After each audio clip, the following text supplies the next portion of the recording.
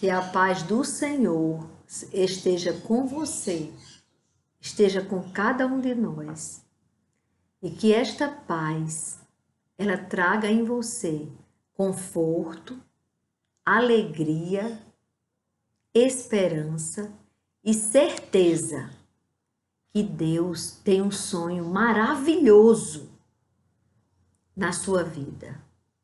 E os sonhos de Deus não podem morrer. Os sonhos de Deus em nossas vidas, todos os sonhos de Deus em nossas vidas se cumprirão. Tanto se cumpriram anteriormente na vida das pessoas que estavam ali em consonância com Deus, andando em conformidade com a vontade do Pai. Todos eles que foram fiéis ao Senhor, os sonhos de Deus na vida deles se realizaram. E assim será na sua vida. Entregue a sua vida ao Senhor. Confie nele. E tudo ele fará. Mesmo que as pessoas tentem impedir aquele sonho de Deus na sua vida, eles não conseguirão impedir, porque os sonhos de Deus se concretizarão. Tudo que Deus planejou por você e por mim se cumprirão. E eu digo isso, irmãos, com base numa passagem da Bíblia sobre a vida de um homem chamado José. José, filho de Jacó, que Deus mudou o nome dele para Israel. O filho dele, José. Tudo que Deus planejou na vida de José, Deus fez acontecer. Se cumpriram.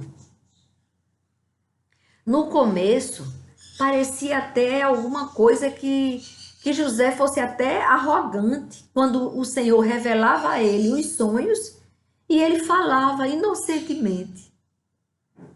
O que aconteceu? José já era dos caçulas dos filhos de Jacó.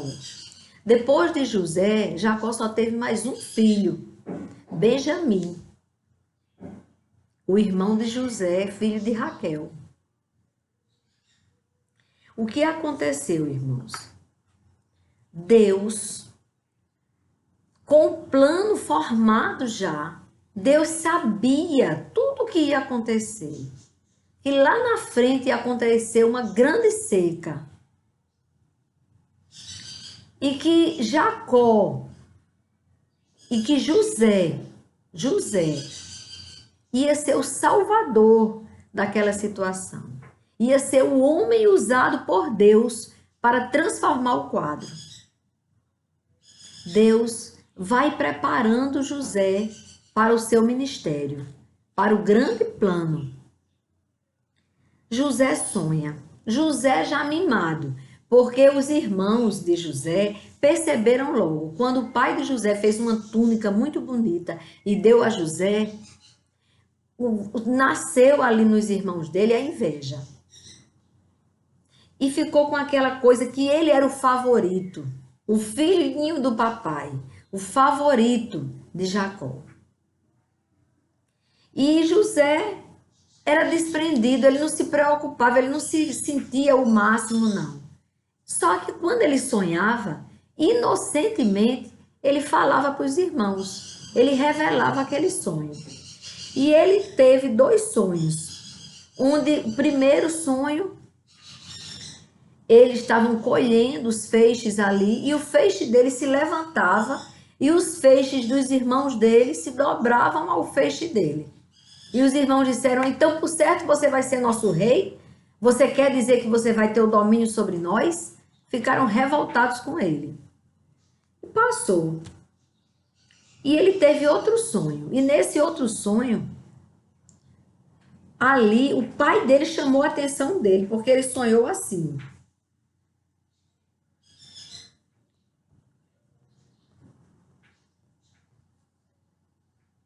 José ainda teve outro sonho, que ele contou aos seus irmãos, dizendo: Sonhei também que o sol, a lua. Gente, eu estou lendo em Gênesis, me perdoe, porque eu não coloquei a passagem da Bíblia que eu ia ler. Gênesis 37. Eu estou lendo aqui o capítulo 9. Porque José, no 8, ele teve esse sonho que eu falei para vocês dos feixes. No 9, ele teve ainda outro sonho e contou aos irmãos, dizendo: Sonhei também que o sol, a lua e 11 estrelas se inclinavam diante de mim. Quando José contou esse sonho ao pai e aos seus irmãos, o pai o repreendeu, dizendo: Que sonho é esse que você teve? Você está querendo dizer que eu, a sua mãe e os seus irmãos iremos nos inclinar até o chão diante de você? Os irmãos tinham inveja dele. O pai, no entanto, guardou aquilo no coração. Repreendeu o menino, mas ficou com aquilo na mente. Que sonho esquisito. Interessante que o pai interpretou o sonho. O menino falou sol, lua e 11 estrelas, porque eles eram em 12. E ele disse que as 11 estrelas, que eram os 11 irmãos, se dobravam para ele, se prostravam para ele, se inclinavam diante dele. E o sol e a lua era como que fosse o pai e a mãe dele. Isso foi o que, na mesma hora, o pai interpretou. E repreendeu o menino, achou aquilo um absurdo. Mas era o sonho de Deus. Deus já sabia que isso ia acontecer, haveria necessidade disso acontecer. E aí, irmãos, José é vendido e levado para o Egito. Quem vendeu José? Um estranho raptou José e levou ele para ser escravo no Egito? Não, irmãos. Para a dor de José, foram os seus próprios irmãos, quando ele foi procurá-los para dar notícia ao pai de como os irmãos estavam.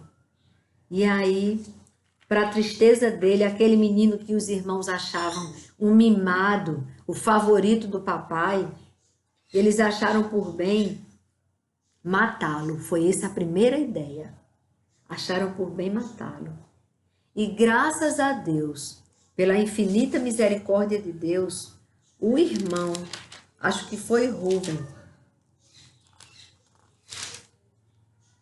Rúben, quando ouviu o plano que eles tinham de matar José, e José chegando inocentemente para falar com os irmãos, estava procurando os irmãos para levar a notícia para o pai. E aí Rúben diz: não. Livrou ele das mãos dos irmãos e disse: não lhes tiremos a vida. Rúben disse mais: não derramem sangue, joguem o rapaz naquela cisterna que está no deserto e não lhe façam mal.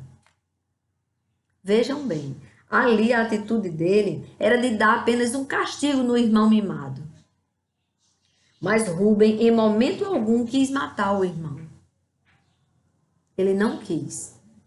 E ali eles lançaram ele, e interessante que ele diz, não lhes façam mal. Ele não percebia que era já muita maldade lançar o próprio irmão numa cisterna. Mas ele achou que era a forma como talvez até apagasse a fúria dos irmãos tentando matá-lo. Então, eles lançam ele na cisterna. E aí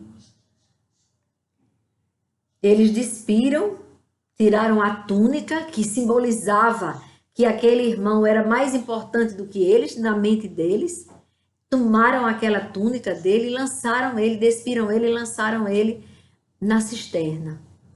E ele ali, sem entender o que estava acontecendo. Por que eles queriam matá-lo? E por que lançá-lo numa cisterna? Mas aí, irmãos, a felicidade que Rúben impediu o assassinato. E Deus não ia deixar mesmo acontecer. Nós sabemos. Então, depois, sentaram-se para comer. E ele que vinha caminhando ali há dias, procurando para encontrar o irmão.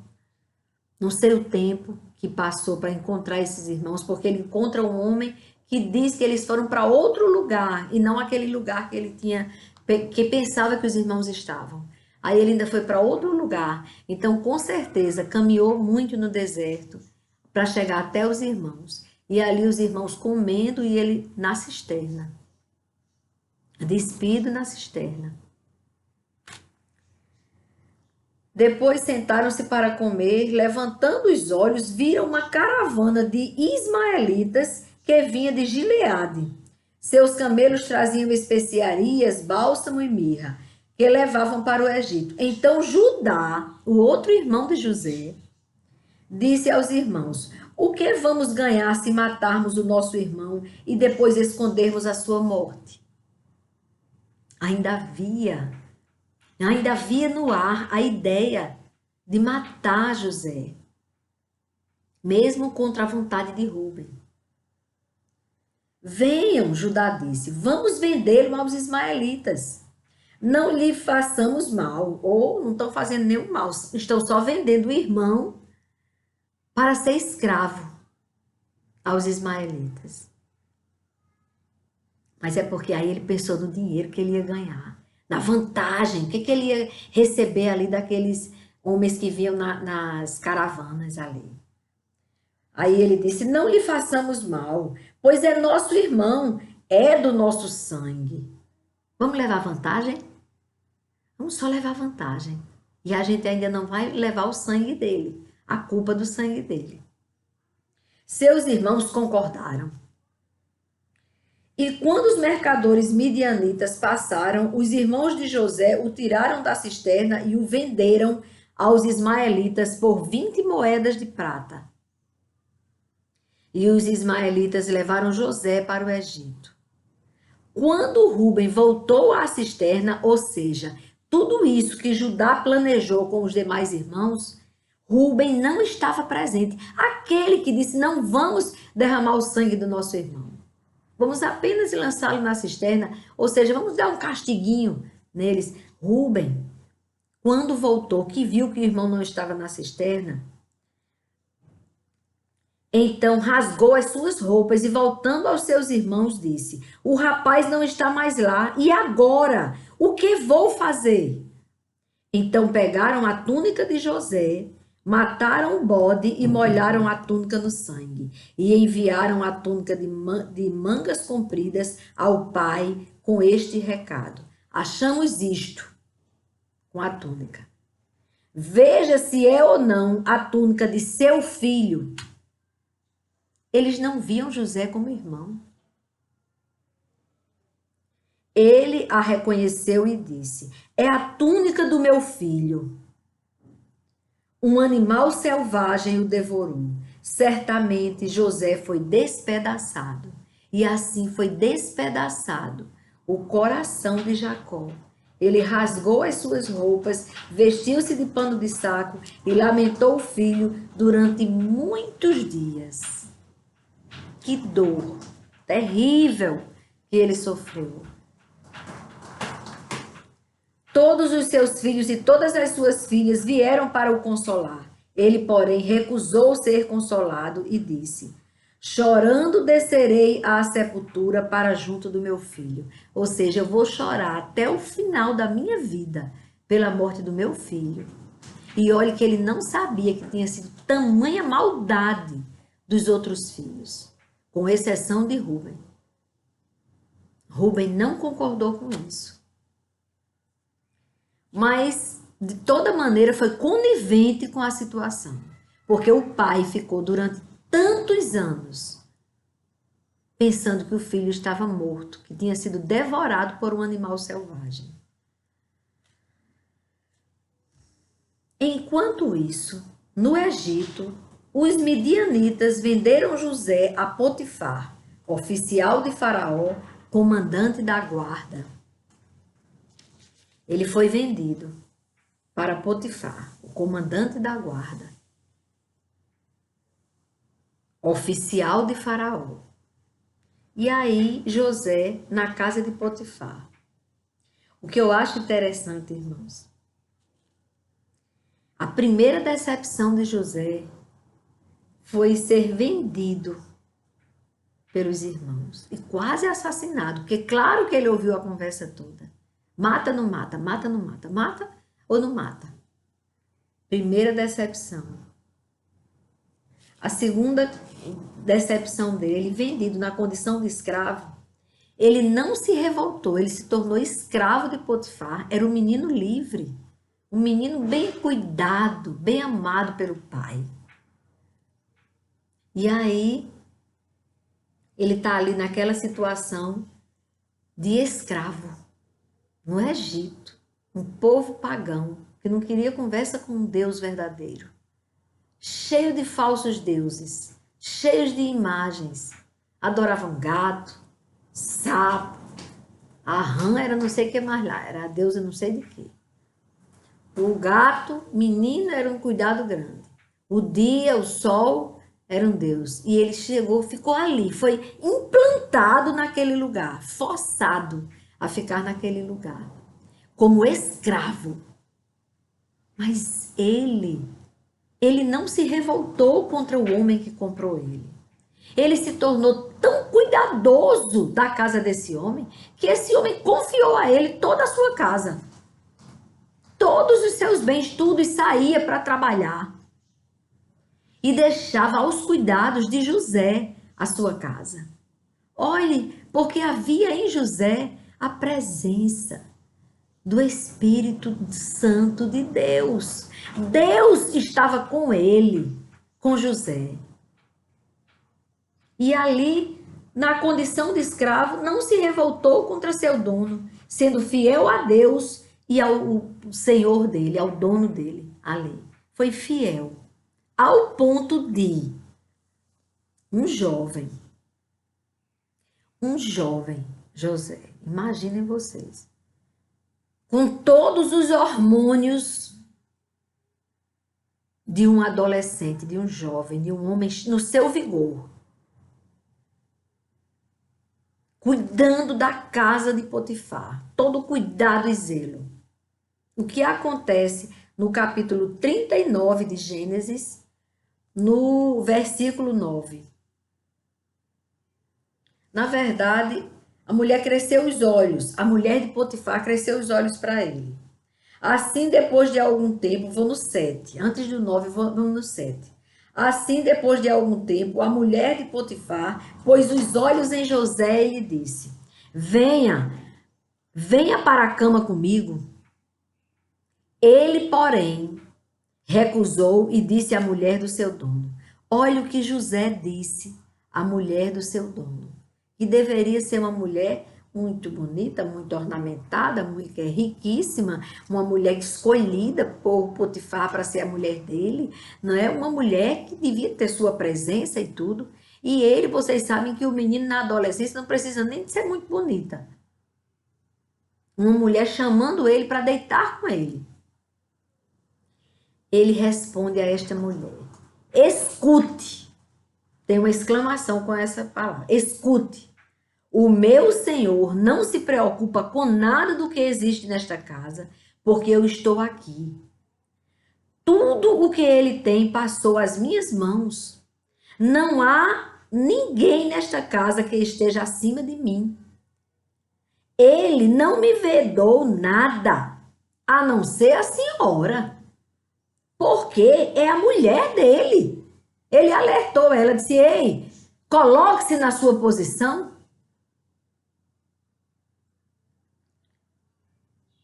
Como, pois, cometeria eu tamanha maldade e pecaria contra Deus? Olha só, ele ainda dá para ela uma lição. Ah, se essa mulher tivesse entendido, tivesse dito: meu jovem, o que te leva a tamanha fidelidade? Você aqui, escravo, eu sendo a esposa do seu dono, e você não me quer para não desagradar, não contrariar, não pecar contra o seu Deus. Me fale desse Deus. quanta fidelidade a ele deve ser muito grande. E tivesse se convertido, não era? Mas não, irmãos. Ela falava com José todos os dias, ela tentava José. Mas ele não lhe dava ouvidos. Ele não caiu na tentação. Ele continuou fiel. E aquele que é fiel, o sonho do Senhor para ele se cumpre. E ele foi fiel. E ela tentava ele todos os dias. Ele não lhe dava ouvidos, recusando-se a ir para a cama com ela e a ficar perto dela. Ele evitava até de ficar perto dela. Aconteceu, porém, que certo dia José entrou na casa para fazer o seu serviço e ninguém dos de casa se achava presente. Porque ele tinha aquela obrigação de cuidar da casa. E ali ele cuidava sempre, todos os dias ele tinha que entrar na casa para organizar a casa. Mas não tinha nesse momento que ela ficou na espreita, aproveitando a oportunidade ali, o Satanás purinho, tentando ali. E ela ali na espreita, Satanás colocando desejo, insatisfação dela, ela tendo o marido dela, mas Satanás colocando a insatisfação dela para tentar José. E ela ali, procurando uma chance. Teve um momento que José estava fazendo serviços ali na casa e não tinha ninguém para ser testemunha.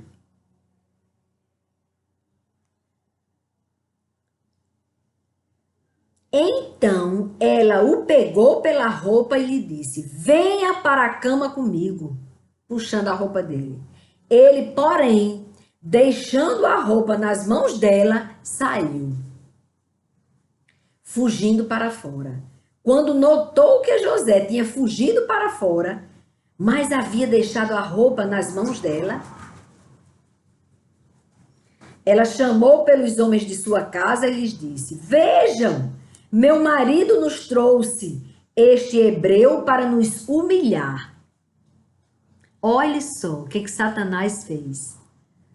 Usou essa coitada para prender José. Ela disse, epa, peraí, eu estou aqui com a roupa dele. Ele correu porque a roupa não é como hoje em dia que a gente tem não sei quantas roupas presas no nosso corpo. Era a roupa que ele usava, quando ela puxou, ele saiu correndo e ela ficou com a roupa dele. Olha a prova aqui que ela ficou. Satanás disse, olha aí, você tem tudo para destruir esse rapaz. Ele não te deseja. Você é o máximo, mas ele não quer você. Ele te despreza. Vai e destrói a vida dele. Rapidinho ela forjou a situação. Então ela disse que o marido dela trouxe aquele hebreu e ainda foi culpar o marido, coitado, que estava trabalhando. Olha o que é uma pessoa que tem a mente demoníaca. O que é a pessoa que se permite. Porque é só quando a gente quer é que a gente faz tanta maldade. A insatisfação Satanás lança.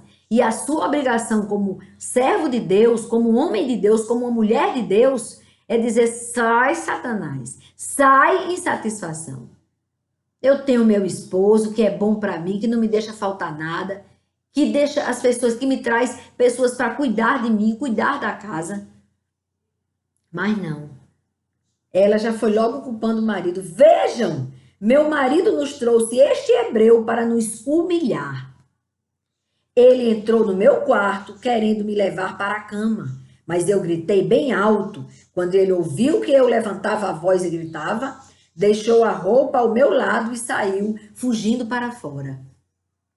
Mentirosa. O pai da mentira estava com ela. Então ela passa essa notícia para o marido. E o marido imediatamente, o senhor, o dono da casa, quando chega, que ela conta a história, ele lança José no cárcere. E agora José sai da condição, olha que ele tinha a condição de um filho amado, invejado até pelos irmãos, porque o pai também não soube administrar isso com os filhos. Houve aí um erro, um tratamento desigual, que gerou tudo isso, na inveja no coração dos filhos, que deram lugar também. Você viu que foi uma bola de neve, mas o sonho de Deus se cumpriu na vida de José. Vou continuar. E aí, de menino mimado, de menino favorito do papai, do menino sonhador, o menino que sem maldade, sem arrogância, revelava os sonhos de Deus em sua vida aos seus familiares, revelava aos irmãos e ao pai, que chegou a repreendê-lo. Aquele menino que era tão bem cuidado, que passou a ser escravo porque foi vendido pelos próprios irmãos, passou por esta grande decepção, por esta grande dor. Ele agora não só é um escravo, ele agora é um preso, foi para o cárcere. A situação dele piorou, mas vejam, irmãos, oh meu Deus, que coisa linda. O dono de José o lançou na prisão, no lugar onde os presos do rei estavam encarcerados. Ali José ficou na prisão. No versículo 21 do 39, do capítulo 39 de Gênesis, ele diz: o Senhor, porém, o Senhor estava com José.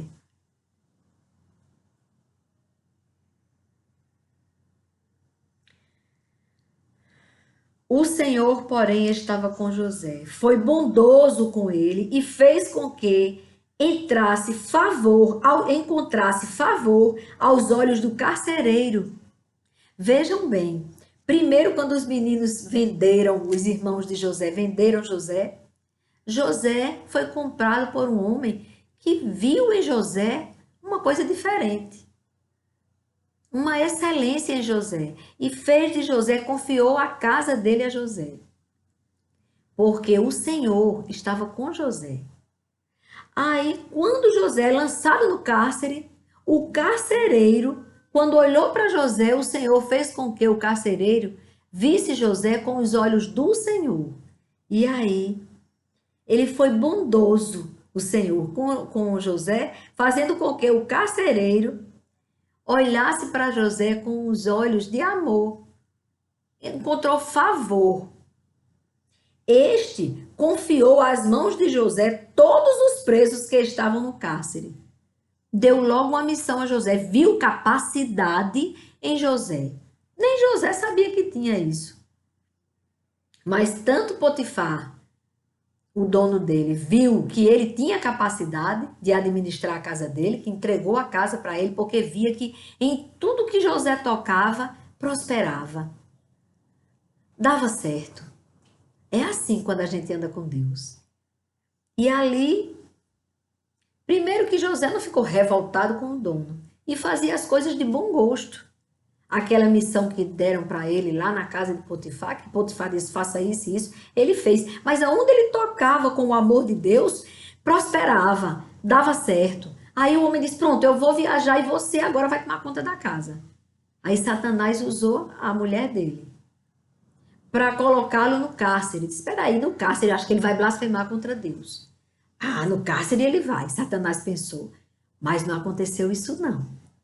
José chegou com o coração tão aberto no cárcere, que quando o carcereiro viu José, não viu como um preso revoltado, perigoso, que ele tinha que algemar.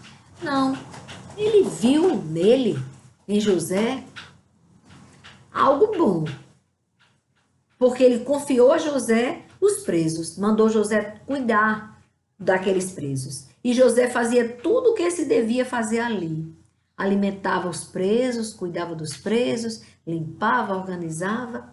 O carcereiro não se preocupava com nada do que tinha sido entregue às mãos de José, porque o Senhor estava com ele, com José. E tudo que José fazia, o Senhor prosperava. Tudo que José fazia, fazia com excelência. É assim que nós devemos fazer. Nós que conhecemos a verdade, devemos em tudo que o Senhor colocar diante da gente naquele trabalho. No lugar da pessoa fazer de mau gosto, só aquilo que tem que fazer, porque se não fizer, é colocado para fora do trabalho. Não. Você faz com amor. Porque Deus está com você. Aí você vai amar as pessoas que trabalham com você, o seu chefe. Você vai amar. E quando você está ali com o amor de Deus em você, tudo que você fizer vai ficar muito bonito, muito bem, vai ficar correto, vai prosperar, vai dar frutos. Aquilo que você vai fazer no seu trabalho vai frutificar. E assim, no cárcere. Foi bom porque Deus colocou essa situação aqui para nós aprendermos que em qualquer lugar que Deus nos colocar, nós devemos fazer tudo direitinho, como Deus quer que façamos, na obediência, que aí o Senhor faz prosperar aquilo que você está fazendo. Não importa o lugar que você seja obrigado a trabalhar, ou seja levado a trabalhar, ou vá de bom gosto, ou vá sem querer. Do jeito que for, faça direito. Faça como Deus quer que você faça. O Espírito Santo sabe, te diz como deve ser. O Espírito Santo nos conduz a fazer a coisa certa. E aí, no cárcere, tudo o que José fazia prosperava. O Senhor fazia prosperar. José, na prisão, interpreta 2 sonhos. Eu vou falar dois sonhos. Quem sonhou foi o padeiro de Faraó e foi o copeiro. O que o padeiro sonhou, ambos o que eles sonharam, José interpretou. Quando José, o padeiro, ele era realmente o que ia acontecer é que ele ia ser morto. Ele ia ser condenado e ia ser morto. E o copeiro ia ser descoberto na confusão que houve lá, que prenderam eles dois, ia ser inocentado e ia voltar a ser copeiro de Faraó. Olha como Deus faz. Então o copeiro contou o seu sonho a José e ele disse: Em meu sonho havia uma videira diante de mim, e na videira havia 3 ramos. A brotar a videira havia flores, e seus cachos produziam uvas maduras. O copo de Faraó estava na minha mão. Peguei as uvas e as espremi no copo de Faraó, e o entreguei a Faraó. Então José disse: ele só contou esse sonho, que aconteceu isso. Ele pegou e espremeu ali no copo de Faraó.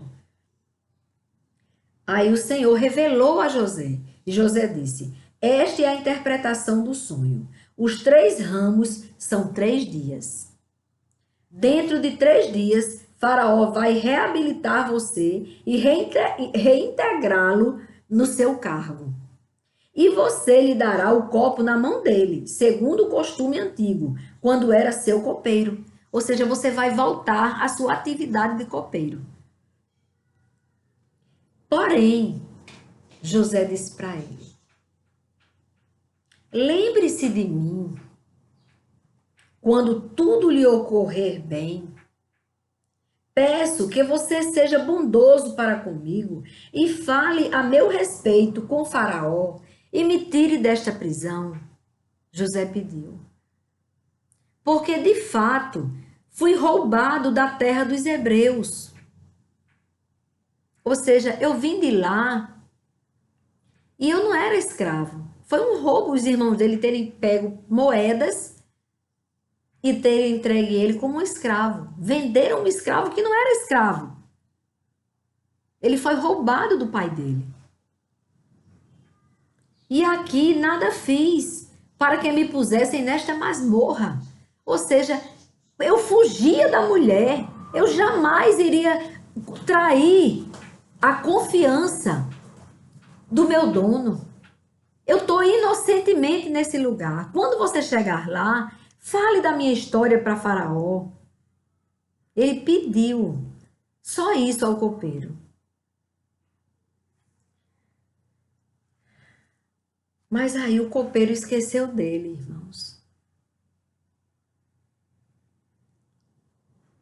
José ainda passou mais 2 anos depois que o copeiro foi solto. Ele passou mais 2 anos preso. 2 anos servindo ali no cárcere.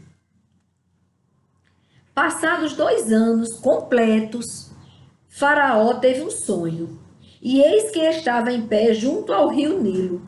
Do rio subiam 7 vacas de boa aparência e gordas, e pastavam no meio dos juncos. Após elas, subiam do rio outras 7 vacas, de aparência feia e magras, e pararam junto às primeiras na margem do rio. As vacas de aparência feia e magras engoliam as 7 vacas de boa aparência e gordas. Então Faraó acordou. Ele sonhou isso e acordou. Tornando a dormir, sonhou outra vez. De uma só haste saíam 7 espigas cheias e boas, e após elas nasciam 7 espigas mirradas e queimadas pelo vento leste. As espigas mirradas devoravam as 7 espigas grandes e cheias, assim como as 7 vacas magras engoliram as 7 vacas gordas.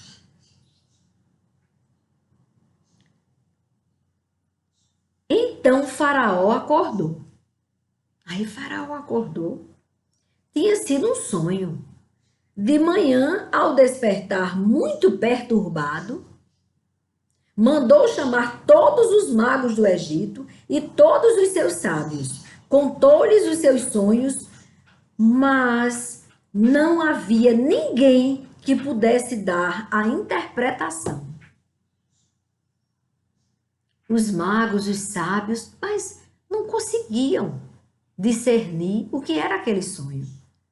Então, o copeiro-chefe disse a Faraó: hoje me lembro das minhas ofensas. Quando o Faraó ficou irado com os seus servos e me pôs na prisão, na casa do comandante da guarda, a mim e ao padeiro-chefe, tivemos um sonho na mesma noite, eu e ele. Ele e o padeiro, o copeiro e o padeiro tiveram na mesma noite sonho. Sonhamos e cada um sonho tinha o seu próprio significado. Achava-se conosco um jovem hebreu, escravo do comandante da guarda. Contamos a ele os nossos sonhos e ele nos deu a interpretação, a cada um segundo o seu sonho. E tal como nos interpretou, assim aconteceu. Do jeito que José interpretou, aconteceu. Eu fui restituído ao meu cargo e o outro foi enforcado. Do jeito que José tinha interpretado. Então Faraó mandou chamar José e o fizeram sair às pressas da masmorra. Oh, glória! Ele se barbeou, José, mudou de roupa e foi apresentar-se a Faraó. Este lhe disse: tive um sonho. E não há quem interprete. Porém, ouvi falar a respeito de você, que quando ouve um sonho, é capaz de interpretá-lo. José respondeu: isso não está em mim. Oh, aleluia! Glória a Deus! A primeira coisa que José entendeu e fez o Faraó entender. Isso não está em mim, mas Deus dará a resposta favorável ao rei, ao Faraó. Então Faraó disse a José: no meu sonho, eu estava em pé na margem do rio. Aí ele conta todo o sonho. Então José respondeu já no versículo 25. Eu pulei o sonho que eu já contei para vocês. Então José respondeu. O sonho que é no 25, no versículo 25 do capítulo 41 de Gênesis. Então José respondeu: o sonho de Faraó é apenas um. Deus revelou a Faraó o que ele vai fazer. Começou dizendo: há um Deus que vai fazer uma coisa que você, Faraó, você vai ver acontecer. Oh, Deus grande! Ele ali foi glorificado através da palavra. Primeira coisa que José disse: não sou eu que interpreto. É o grande eu sou, é o que faz. Aí ele disse: Deus revelou a Faraó o que ele vai fazer. As 7 vacas boas serão 7 anos. As 7 espigas boas também 7 anos. O sonho é um só. As 7, porque ele teve, na verdade, ele sonhou com as vacas, acordou, adormeceu novamente e sonhou com as espigas. Mas José disse: esse sonho das vacas e das espigas é um só. Aí ele disse: as 7 vacas magras e feias que subiam após as primeiras serão 7 anos, bem como as 7 espigas mirradas e queimadas pelo vento leste serão 7 anos de fome. Esta é a palavra, como acabo de dizer a Faraó. Deus manifestou a Faraó o que ele vai fazer. Eis que vem 7 anos de grande abundância por toda a terra do Egito. Ó Deus misericordioso! Primeiro ele manda a bonança. Primeiro ele mandou para Faraó a bênção, para que Faraó pudesse sobreviver ao tempo de seca. Ó Deus grande! Ó Deus misericordioso! Porque esse fato aconteceu, vejam bem, Deus revelou a um faraó, a um homem pagão. Mas Deus é Deus de toda criatura, de todos os seres viventes, de todo o universo. Olha como ele é grande. Olha que Deus tremendo. Por isso que ele pode resolver a sua causa, que você acha que é impossível. Ele pode. Os sonhos de Deus na sua vida se realizarão. Creia, tão somente creia e obedeça. Faça tudo em conformidade com a vontade do Pai, como José fazia. Mesmo nas situações contrárias, em momentos difíceis, a traição dos irmãos, a injustiça que ele sofreu na casa do seu dono, que aquela mulher cometeu. Ele resistiu às tentações, ele foi fiel. E depois ali, ele ficou naquela situação tão difícil e foi para o cárcere. E no cárcere, o Senhor revelou a ele o sonho do copeiro e o sonho do padeiro. Mas o copeiro, quando chegou ali, quando voltou a servir o faraó, esqueceu dele. Mas tudo é no tempo do Senhor. Havia um propósito nesses 2 anos que ele ainda passou de prova dentro do cárcere, antes de sair do cárcere. Mas aqui, irmãos, eis que ele explicando aqui a Faraó. Eis que vem 7 anos de grande abundância por toda a terra do Egito. Depois virão 7 anos de fome. Toda aquela abundância será esquecida na terra do Egito, e a fome consumirá a terra. E não será lembrada a abundância na terra por causa da fome que seguirá, porque será gravíssima. Gravíssima. Porque 7 anos de seca é muito grave para alimentar todo um povo, toda uma nação. E aqueles que moravam ali ao redor, derredor daquela nação. Tanto aos redores dela, como ao derredor dela. Essa seca atingiu toda aquela humanidade. Olha que interessante. Vocês vão entender depois, porque os irmãos de José, eles vão à procura do socorro, do alimento, porque está seco lá onde eles estavam. Então, essa seca foi uma seca gravíssima. O sonho de Faraó foi repetido porque a coisa é estabelecida por Deus. É decretada por Deus. Vai acontecer 7 anos de abundância e 7 anos de seca. E Deus se apressa a fazê-la. Agora, pois, Faraó devia escolher um homem. Olha, ele aconselha. Deus dá o discernimento a ele. Tem solução. Este fato não tem para onde correr, vai acontecer. Vamos passar 7 anos excelentes, de abundância. Mas depois virão 7 anos de fome e miséria.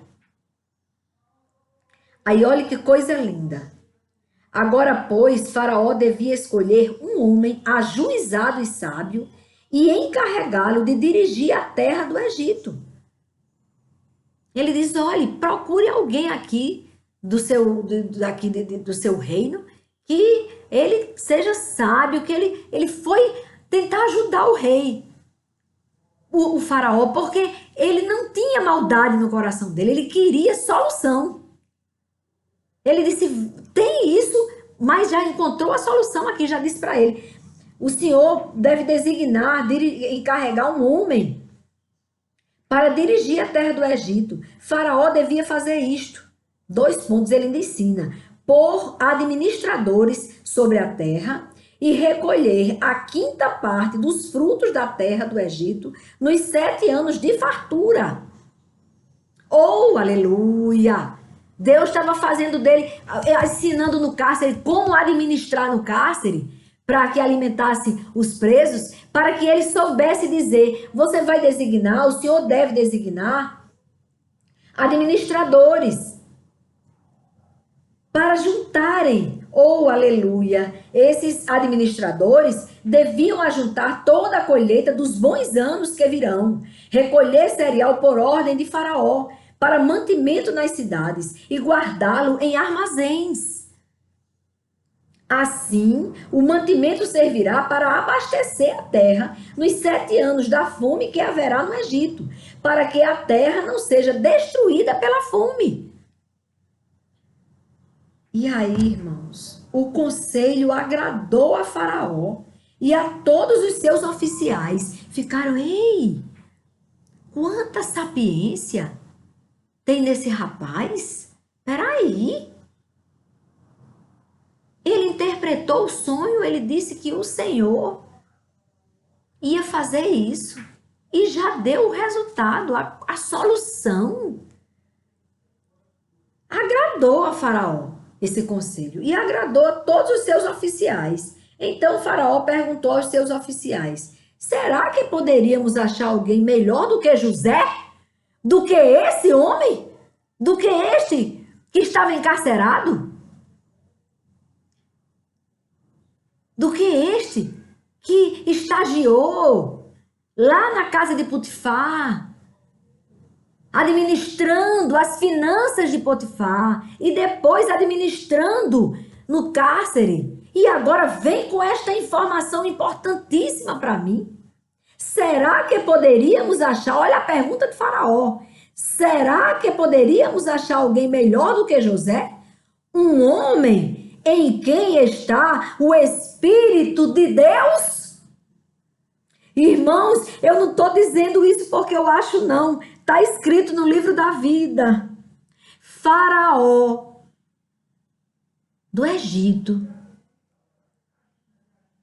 no versículo 38 do capítulo 41 de Gênesis, Então Faraó perguntou aos seus oficiais, será que poderíamos achar alguém melhor do que José? Vírgula, um homem em quem está o Espírito de Deus? Oh, aleluia!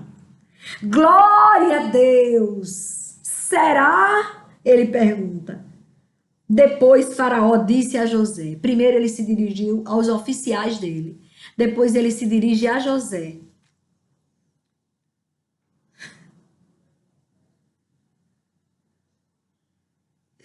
É muito lindo, meu Deus, o teu agir.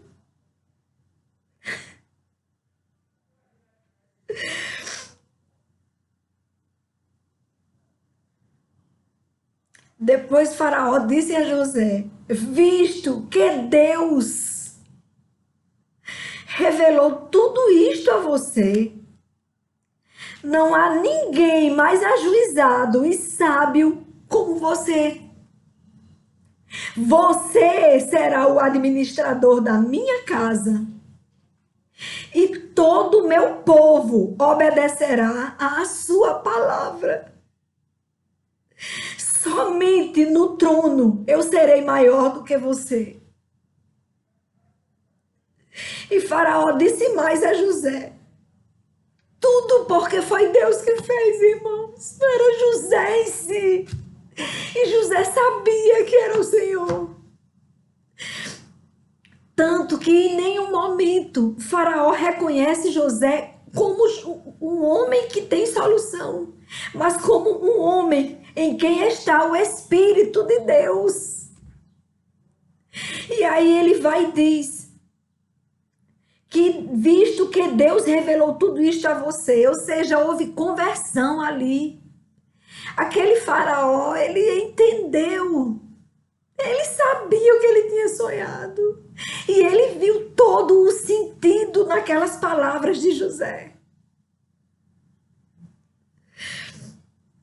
E Faraó disse mais a José: eis que eu o constituo autoridade sobre toda a terra do Egito.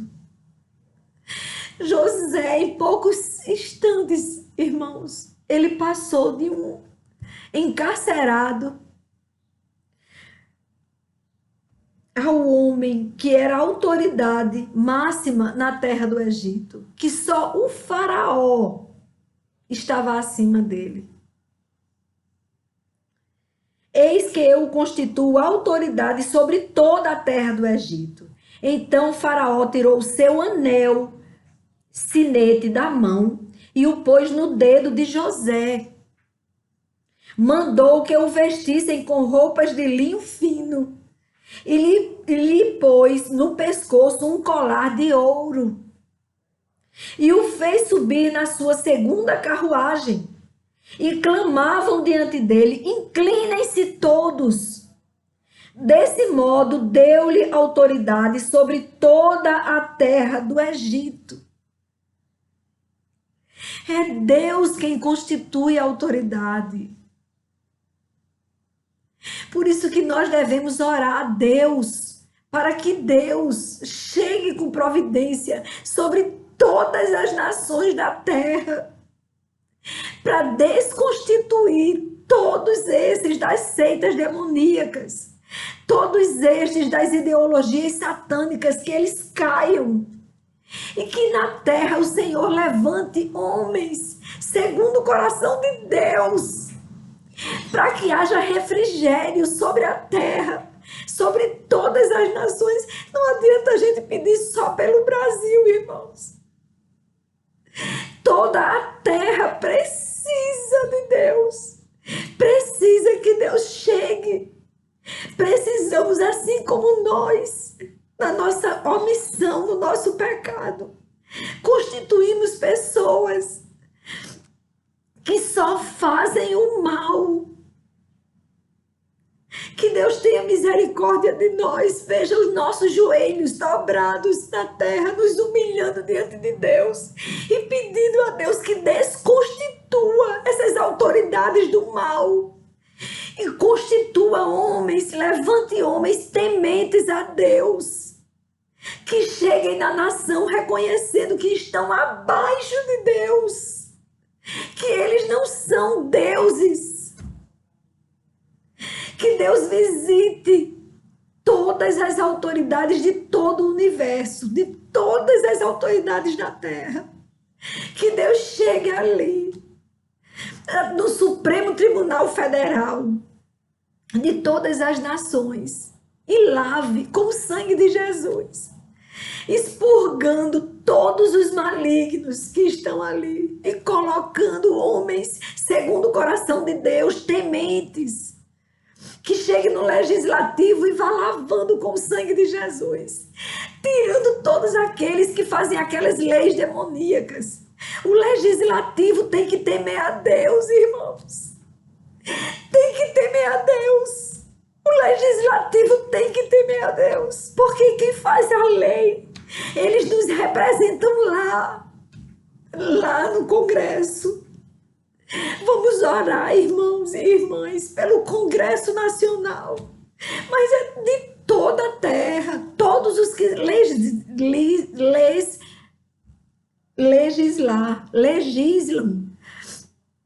todos eles, irmãos, a gente tem que clamar para Deus chegar lá naquele povo, lá de cima, para a lei lá, não autorizar que cortem a cabeça dos que creem em Deus. Porque se a gente continuar na omissão, vai acontecer isso.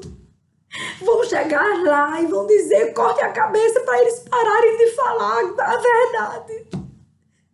Para eles pararem de dizer que pecado é pecado e que leva para a morte eterna. A gente tem que orar pelo legislativo, do Congresso Nacional ali, minha gente.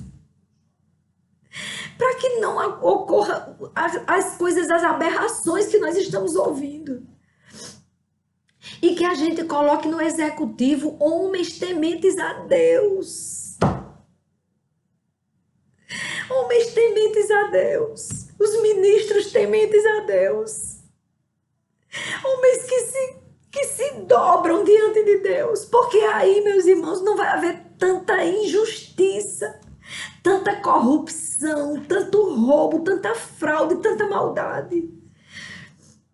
Tanto enganar o povo com migalhas e ficar com toda a riqueza nas mãos deles.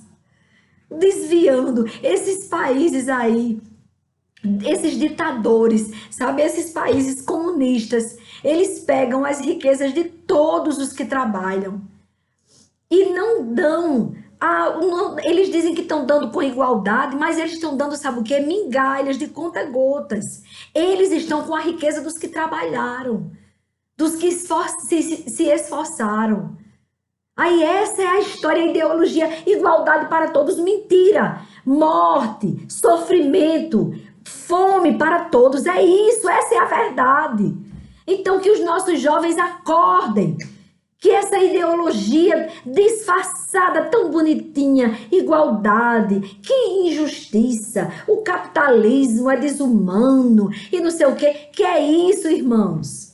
Esses homens que pregaram isso para vocês, que enganaram vocês na faculdade, eles querem, é para o bolso deles. O dinheiro de quem trabalha. E para você que tem preguiça de trabalhar, ele vai dar de conta-gota. Não fique pensando que ele vai pegar daquele homem um milhão que aquele homem tenha, 1 milhão distribuído. Mentira! Ele fica com 900 mil e pega o restante, os 100 mil, e fica dando de conta-gota a cada um. E quem quiser comer carne, que vá procurar cachorro na rua para matar e comer carne. Saia procurando peba, preá, lá no matagal, lá do sertão. É assim. Ele rouba. E sabe por quê? Porque colocaram ele lá no poder. Que Deus destitua esses ditadores demoníacos. E sabe o que é que eles fazem? Eles pregam a separação. Homem é para ser inimigo de mulher. O branco tem que ser separado do negro. Que conversa é essa? Nós somos iguais. Nós somos brancos, somos negros. Nem devo ter preconceito com branco, nem com negro. Nem com raça nenhuma. Nós todos somos filhos do Deus Altíssimo. Eles pregam a separação porque na hora que ele prega a separação, ele faz, esfacela a família. Quando ele esfacela a família, fica mais fácil de dominar essa família esfacelada. Esse rapaz que não quer trabalhar, com o pai que está se acabando de trabalhar para trazer o pão para dentro de casa. Faz uma confusão grande, começa dentro de casa. Aí começa a dizer que a criança, ela tem que ser molestada mesmo na infância, que besteira. Bota cartilha, bota logo a criança para se corromper, para perder a inocência. Bora, é demônio puro, irmãos. Essa é a história de comunismo. Já diziam os nossos pais e nós não sabíamos. Por quê? Porque a pregação deles é muito linda. É igualdade para todos, é justiça social. Mentira!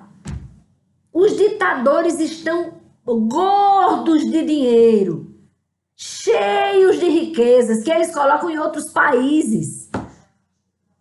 Eles roubam para os filhos deles. Eles são ladrões. E eles roubam o teu conhecimento da verdade. E eles querem que não tenha Bíblia. Não é para ter a palavra de Deus, não. Ela fala a verdade, então tira.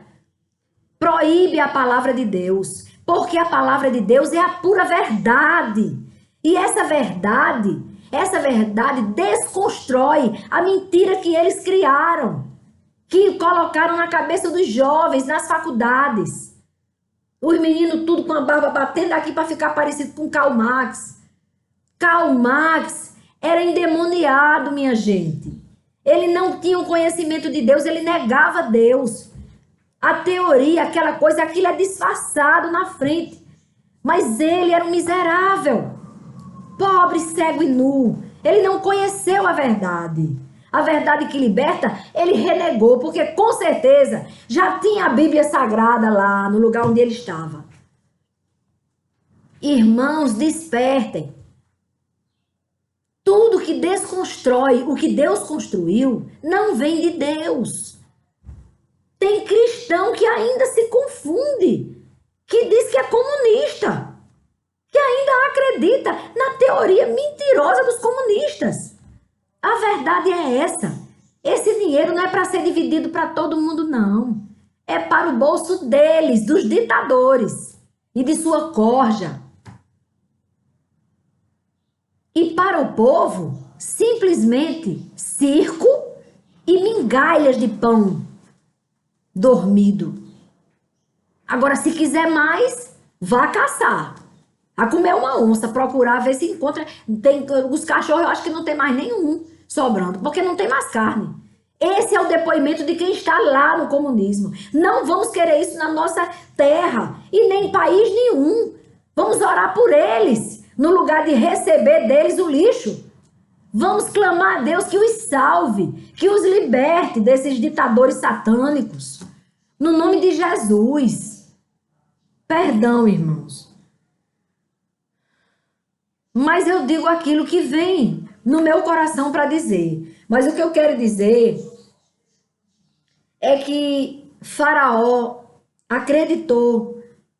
E porque ele acreditou que Deus estava em José, realmente eles conseguiram. Eles conseguiram vencer, porque José administrou muito bem. Com honestidade, ele administrou os 7 anos de abundância. Ele armazenou todo aquele que ele tinha combinado de armazenar. E os 7 anos de seca, eles não sofreram, porque Deus estava com José. E o faraó, ele se dobrou a essa certeza. Senão ele não teria admitido na mesma hora José para governar. José se torna governador do Egito. Governador do Egito. E ali, os 7 anos de abundância foram passados conforme os planos de Deus. E quando chegou os 7 anos de seca, e os irmãos de José foram até o Egito para não morrer de fome, o pai disse: vão até o Egito. E ficou Benjamim, o caçulinha, o irmão caçula de José. E aí, para não me prolongar muito, meus irmãos, quero só dizer que, para a honra e glória do nosso Deus, Deus honrou José.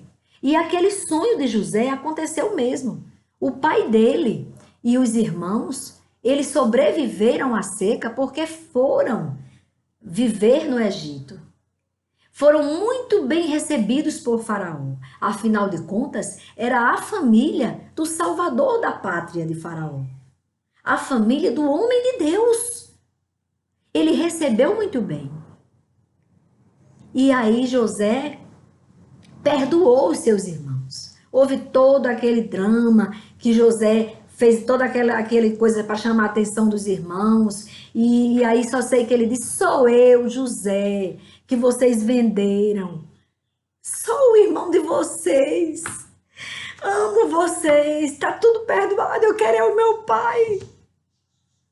E José teve a alegria de ter o irmãozinho dele, Benjamim, e seu pai com ele. E ali eles viveram. E Jacó teve a alegria. Jacó, que é Israel, que Deus mudou o seu nome. Ele teve a alegria de ver ali o filho dele, que ele pensava que tinha sido devorado. Sabe aquela esperança que você já perdeu? Sabe aquele filho de sonho? Aquele sonho que você pensa que já perdeu, que foi devorado. E Deus restitui.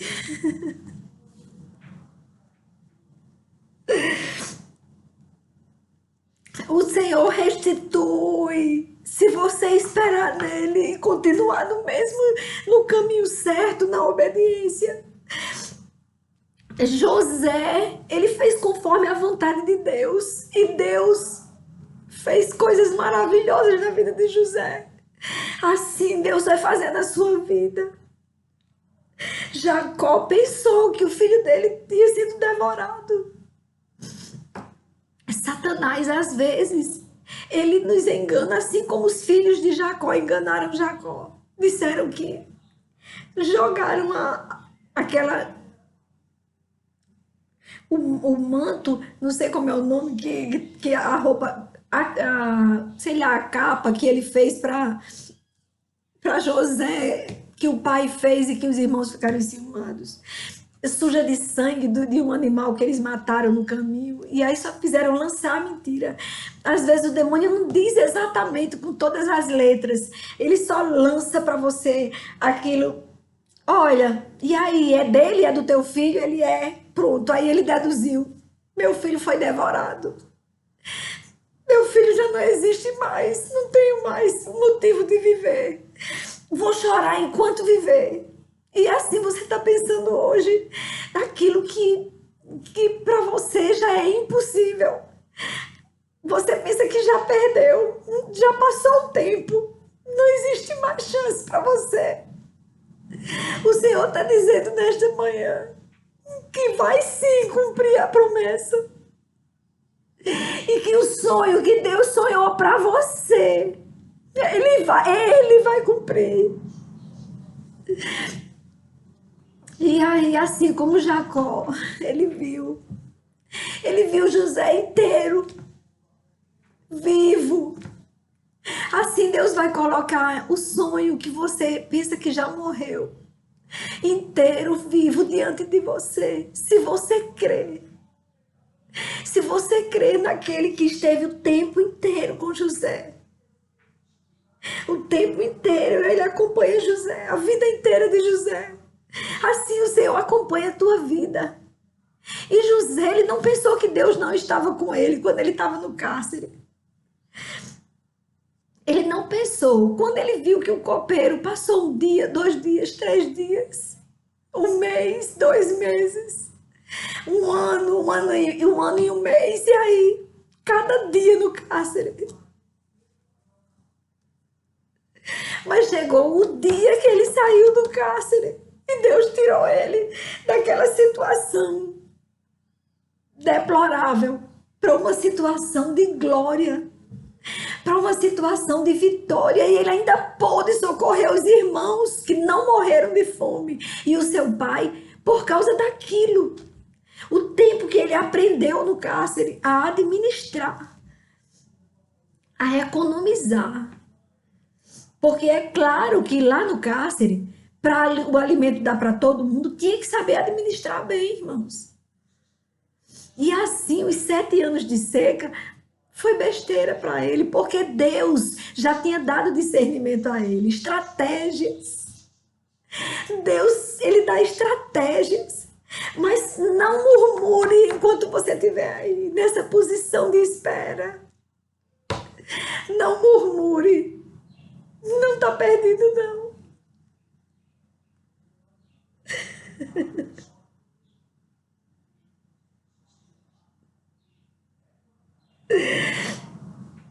Não está perdido. Não está perdido.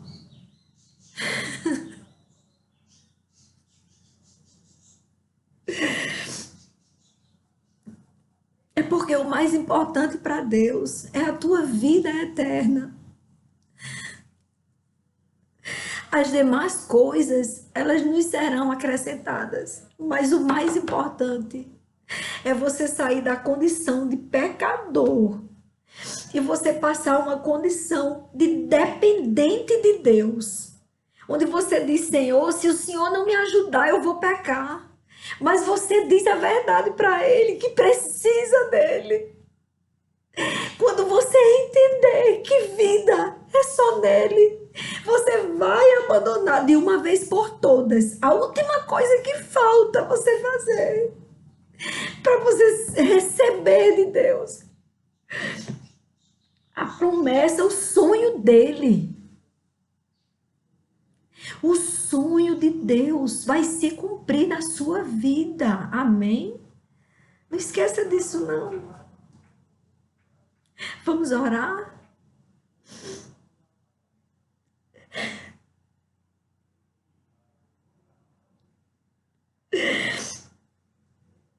Amado Deus e Pai, eu te agradeço pelo teu infinito amor por nós.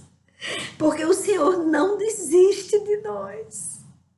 Porque nós sabemos, Pai, que assim como o Senhor estava com José ali, Paizinho, naquela cisterna, sem a túnica do pai, desesperado, sem saber o que os irmãos iam fazer com ele. Se iam matá-lo, o que iam fazer com ele? Ele nem sabia.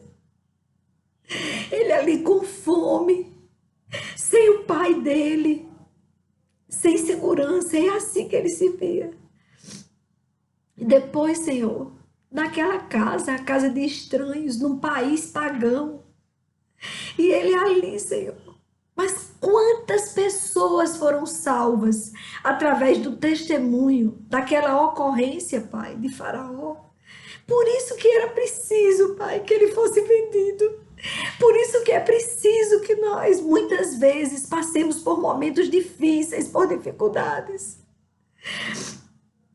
Mas ali, Pai, ele não te abandonou. Quando ele chegou ali, Senhor, quando ele chegou ali, na casa, onde lá tinha toda a abundância para ele, mas ele era escravo. Mas ali ele era a quem comandava toda aquela casa, administrava toda aquela casa, Senhor. Ele poderia ter, pela juventude dele, aquele oferecimento da mulher, se ele tivesse o pensamento carnal do homem, ele ia dizer, além de tudo que eu tenho acesso, ainda tenho acesso mais à mulher dele. Ele não é o meu dono? Revoltado com o dono. Mas não, Senhor. Ele foi fiel a ti e fiel ao dono dele. Ele disse, como que eu posso fazer isso? Como que eu posso pecar contra o meu Deus e trair a confiança do meu Senhor? E foi fiel. Ali ele foi tentado. Ele foi tentado, mas ele permaneceu firme, Senhor. Que grande homem que o Senhor fez, José. Que exemplo para nós, Senhor. Que exemplo, meu Deus, para os nossos jovens, meu Pai. Se os nossos jovens parassem um pouquinho para ver a situação de José, olhe como ele resistiu. Ele resistiu ao diabo. Tem uma passagem na Bíblia que diz, resisti ao diabo e ele fugirá de ti. E assim, Senhor, ele resistiu e foi levado para o cárcere. E nem ali, Senhor, ele perdeu a sua integridade. Nem ali, Senhor, ele se revoltou. E ali o Senhor, estando com ele, fez com que o carcereiro olhasse para ele com os olhos do Senhor. E ali ele ele passou a servir ao Senhor, ajudando, alimentando os presos. Porque o Senhor queria ver até um dia a fé, a certeza da tua presença no coração de José. E ali, mais uma vez, ele não se revoltou, Senhor. E aqueles presos, quando sonharam, oh, aleluia! José estava na posição certa, por isso que o teu Espírito estava nele. E revelou o sonho, a interpretação do sonho. E ele pediu que aquele homem, quando chegasse lá, ele tinha tanta certeza do que ele estava afirmando. Ele disse, daqui a 3 dias você será solto. Aí quando você chegar lá, lembre de mim. Mas, Senhor, ele precisava de passar mais 2 anos esperando. Aprendendo o que é amar. Aquele que não tinha nada para oferecer a ele, o preso. Aquele preso que estava recebendo os cuidados dele. Ele como carcereiro, que ele servia ao carcereiro, fazendo o serviço do carcereiro. Ali ele teve a oportunidade, Deus, de dar um bom testemunho para os presos. Para aquelas pessoas que estavam ali, para o carcereiro. E ele passou os 2 anos. E aí chegou o grande dia. O Senhor fez com que Faraó sonhasse em algo que só José, olha que tinha sábios, tinha os magos dele lá, mago, não sabe de nada, Senhor. Por isso que magia, nós temos que abominar, que nos afastar de qualquer tipo de feitiçaria, magia. Esses magos nada souberam interpretar do sonho. Mas ao teu servo, José, o Senhor revelou, deu discernimento e fez um milagre ali. E o Senhor transformou naquele dia a situação de preso, de um encarcerado que José estava, para uma situação de governador do Egito. Governador daquela nação. Situação de presidente daquela nação. Governando a nação. Oh, Senhor, como Tu és grande. Oh, Senhor, como Tua misericórdia dura para sempre. E como é bom entender que no sofrimento nós aprendemos com o Senhor. José precisou sofrer para se tornar capaz de administrar o Egito. Oh, aleluia! Glória a Deus! Assim, Senhor, nas dificuldades que nós enfrentamos hoje, é o Senhor nos capacitando para Te servir. Como? Socorrendo os necessitados. Olhando para aquele que não amanhece o dia e não tem nada para comer.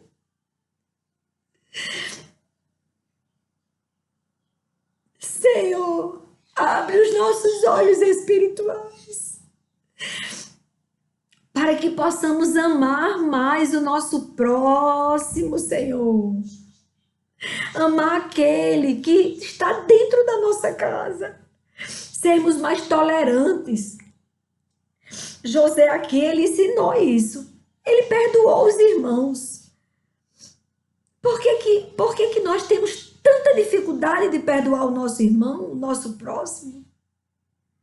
José não só perdoou, como salvou. Ele não só disse, tá bom, vocês estão perdoados, agora voltem lá para a terra e passem fome lá. Não. Ele cuidou dos irmãos, ele deu lugar de honra aos irmãos ali no Egito.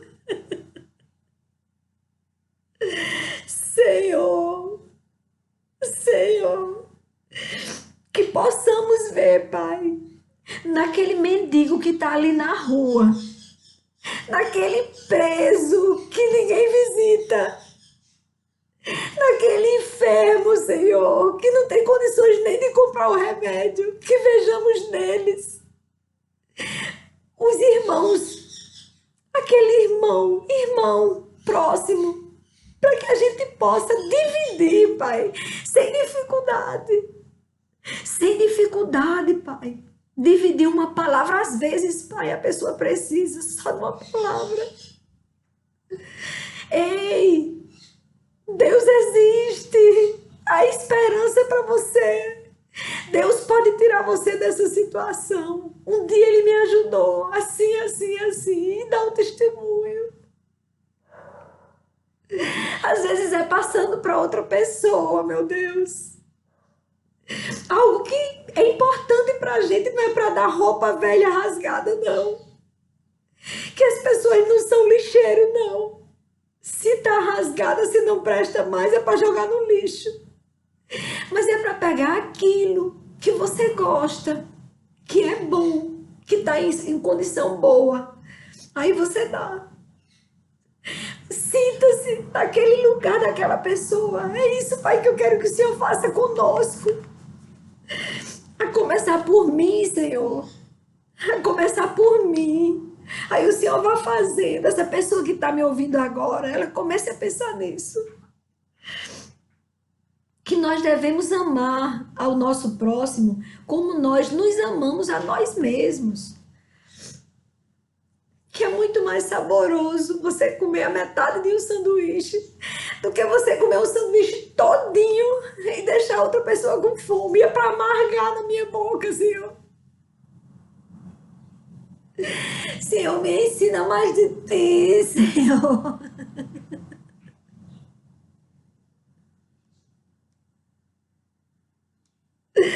Senhor, nos ensina mais de Ti, Senhor.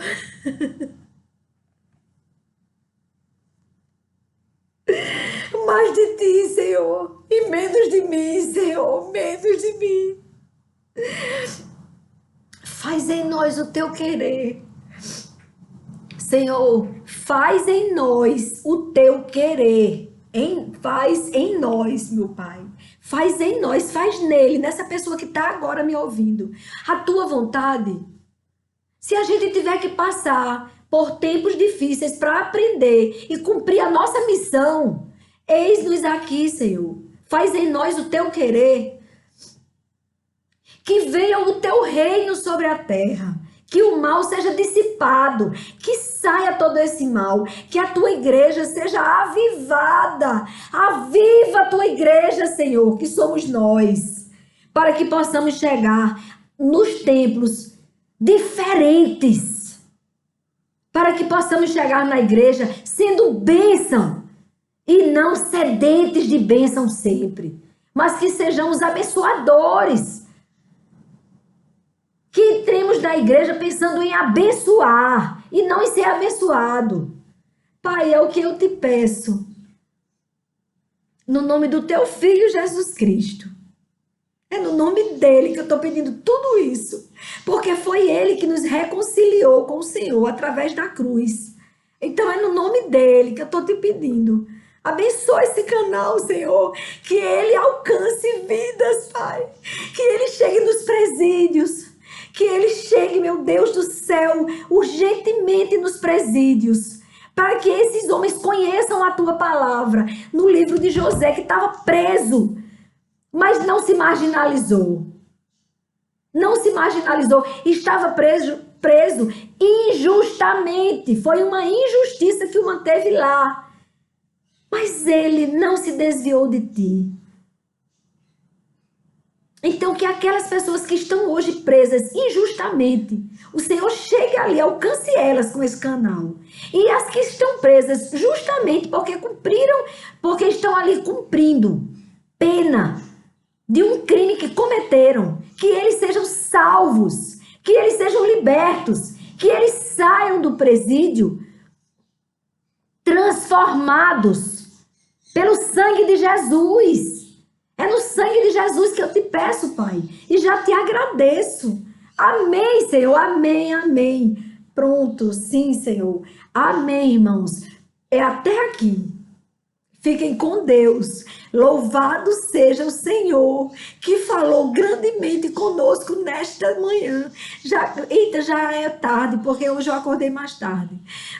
Grande e maravilhoso é o Senhor que está conosco. que não nos abandona, que não nos deixa. Aleluia. Que Ele esteja com você, que Ele te alcance. E sabe aquele sonho que você pensa que já morreu? O Senhor tem poder para ressuscitá-lo. Creia, tão somente creia e ande em obediência. Amém? Amém. Que Jesus te abençoe, a nós todos. Amém.